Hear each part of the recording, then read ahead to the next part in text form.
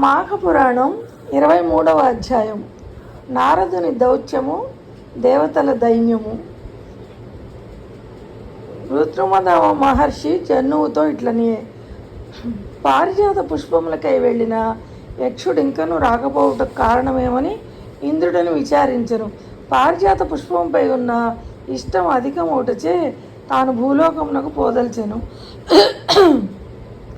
ఇంద్రుడు పారిజాత పుష్పములకై వచ్చుచు దేవతలను కూడా తనతో తీసుకొని వచ్చెను. సువాసనలను విరజిమ్ముచున్న పారిజాత పుష్పములను చూసి ఇంద్రుడు, దేవతలు మహోత్సాహంతో పారిజాత పుష్పములను కోసిరి. పారిజాత వృక్షమునే స్వర్గమునకు తీసుకుని పోదల్చిరి. ఆ మహోత్సాహంలో శ్రీహరి పూజా నిర్మాల్యము పాదములతో తొక్కి దాటిరి. ఫలితంగా దివ్య శక్తులను కోల్పోయిరి. శక్తి విహీనురైరి. ఇంద్రాదులు ఇంకనూ రాలేదని మరికొందరు దేవతలు వచ్చిరి. పారిజాత వృక్షమును పెకలింపదలిచి ఎత్తిరించిరి. శ్రీహరి నిర్మాల్యమును దాటుడిచే వారును శక్తిహీనులై పడి ఉండిరి. మరునాటి ఉద్యాటనమున సత్యజిత్తు తన తోటను చూడవచ్చును. అచట నిస్తేజులై నిలిచిన ఇంద్రాదులను చూసెను. వారి పరిస్థితికి ఆశ్చర్యమును విచారమును చెందెను. వారికి నమస్కరించెను.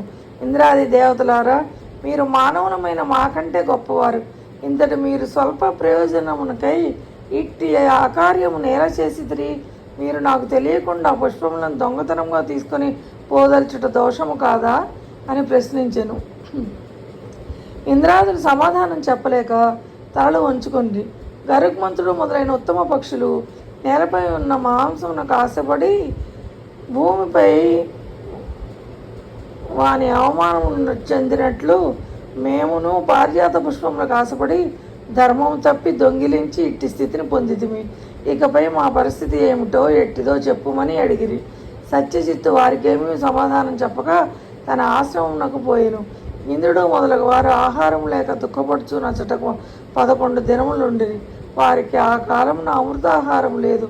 కామధేను ఇచ్చు మధుర క్షీరము లేదు. కల్పవృక్షము, చింతామణి ఇచ్చినట్టు పుష్టికరములైన భక్ష్య భోజ్యములు లేవు. మిక్కిలి దీనులై ఉండిరి. సత్యజిత్తును దేవతల దురవస్థకు విచారించెను. తాను జల్లిన శ్రీహరి నిర్మాల్యమును తొలగించెను. తానేమి చేయవలనో దేవతల దుస్థితికి తన వలన ఏర్పడినది ఎట్లు తొలగునో తెలియక దీనులై ఉన్న దేవతలపై జాలిపడెను.